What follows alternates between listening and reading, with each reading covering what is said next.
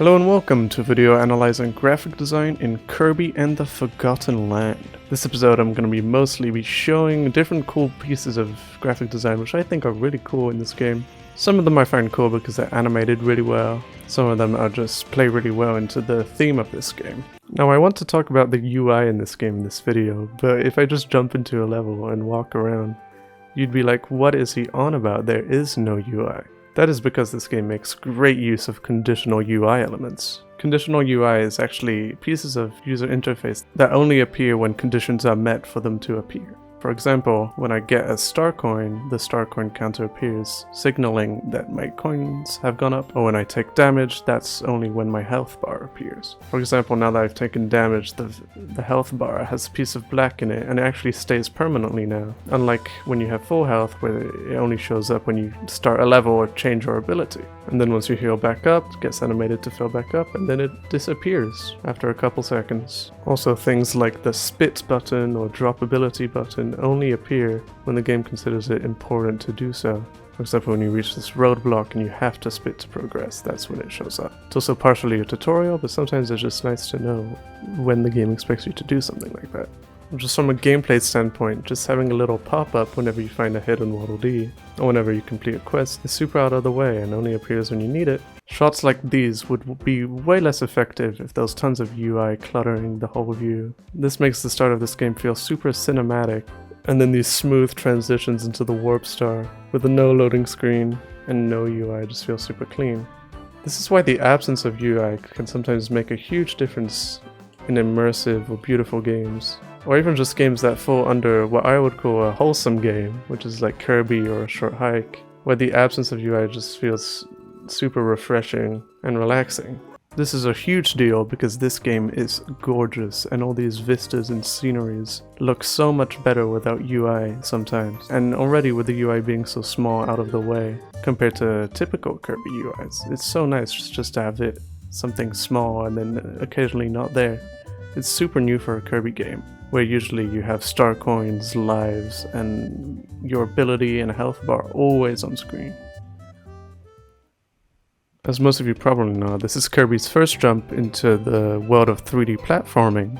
And the graphics and UI in this game do something really interesting where they're all kind of designed to match that jump into 3D. A lot of them are turned around along the Z-axis and kind of rotated but facing away from the center of the screen. And it's really neat, and there's a lot of different examples of that. With the heads-up display or the logo, for example. It's tilted and three-dimensional in a way Kirby logos haven't been up to this point.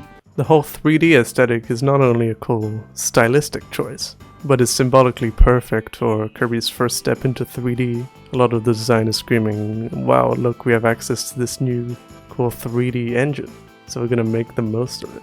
It's actually tilted a little bit, almost pointing towards the 3D horizons, or pointing towards the center of the screen where Kirby would be. It's almost like it's trying to keep your attention focused on the gameplay and the world instead of the UI elements in the corner. It's like directing your gaze. Just that subtle element of 3D adds a lot of depth to the UI. As usually Kirby UIs are very flat and 2D, this just makes the whole 3D experience that much more effective. And I think it's interesting because a lot of 3D games usually have flat UI, like for example Breath of the Wild or Xenoblade, the UI is very flat as it kind of simplifies what would be, a lot of UI if it was all dynamic and 3D. But for this game that doesn't have that much UI to clutter the screen, just adding a bit of 3D to it adds a lot of depth that the UI benefits from.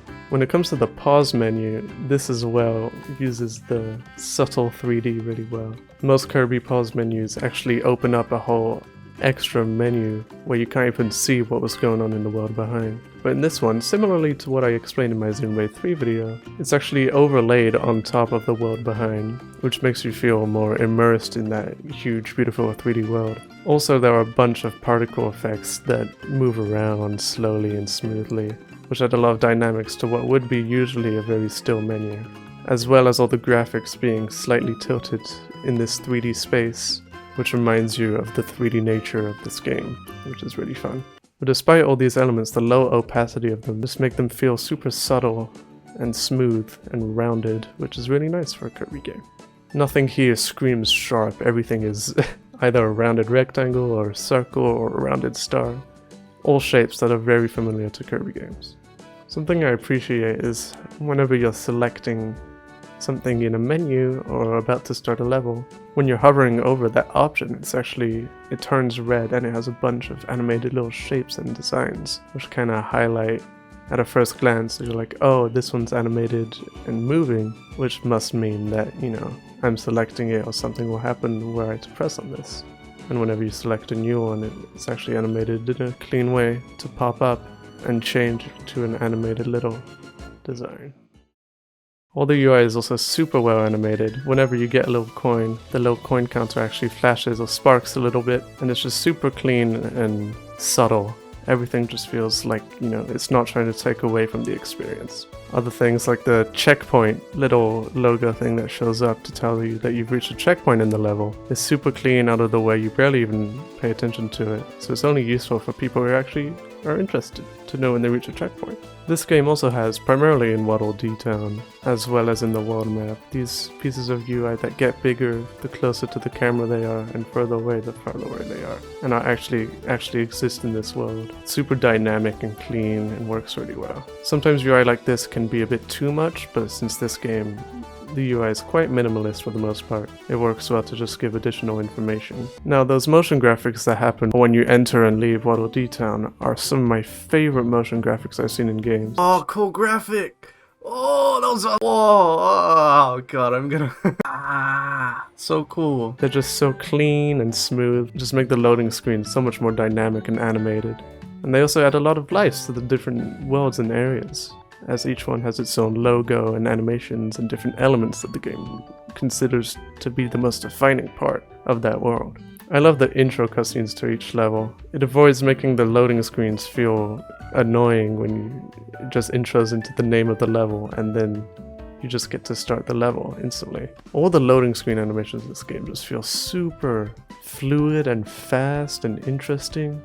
My main complaint with Star Allies is that even though that game's visual style is super, the loading times just slog everything down, and they weren't animated in a particularly interesting enough way to motivate people to continue, unlike this game where everything is super fast. Which is ironic considering it's a more visually impressive game, and it's just a game with a much bigger scope in general. Something that's neat is when you actually select a level on the world map. When you press A, actually, the little preview of the level gets bigger and kind of fills the screen for a second before all the different elements pop up, all of which kind of still have that 3D effect.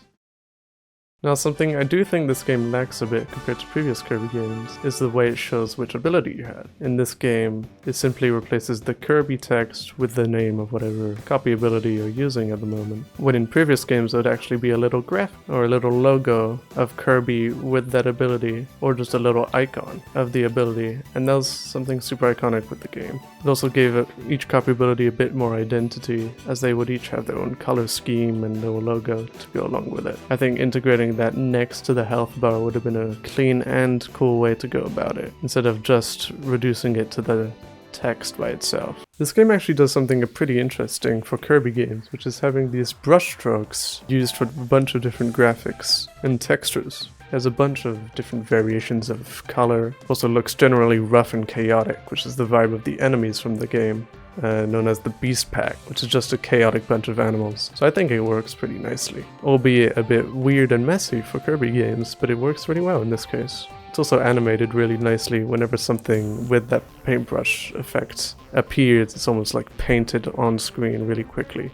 Of course, the staple to the Kirby series is the splash text that appear introducing the name of the boss. And they return in this game, but in a way that's super cool because they're 3D and actually part of the world for a change. They actually use the same font as the Forgotten Land text in the logo of the game. But yeah, it's super cinematic the way they appear just around the boss and in the actual arena itself. Another cool thing is that the boss's health bar actually mirrors Kirby's, and instead of being rounded like Kirby's, it's actually a bit more angular. And it's still a rounded rectangle, but it's angled a little bit, and it's not completely circular on the sides. It feels harsher, which works well because, it represents the big evil boss instead of the round, cute little ball. Something else that is neat, and I don't see talked about that often, is that this Forgotten Land actually has its own alphabet. Every graphic and logo actually uses an alphabet that was designed for this game, and each letter in the alphabet actually translates to a letter in English, which is really cool. Here's the alphabet if you want to have a look. The alphabet itself is designed in a super mysterious looking script, which is cool. But it's also fun to just go around the world looking at all the different pieces of text and trying to see what they could mean. In conclusion, I think this game does a great job of both expressing itself as being Kirby's first step into 3D, as well as just having so much style and flair with all its little dynamic elements and animations everywhere. Just create a super clean, cute, and rounded UI, which is perfect for what a Kirby game needs. And that's about it. Thanks a lot for watching, and thank you for the amount of support for the last episode. That really motivated me to keep making more of these. 100% if you have suggestions for future episodes, please leave them in the comments. I'll be all ears. But yeah, that's about it. Take it easy.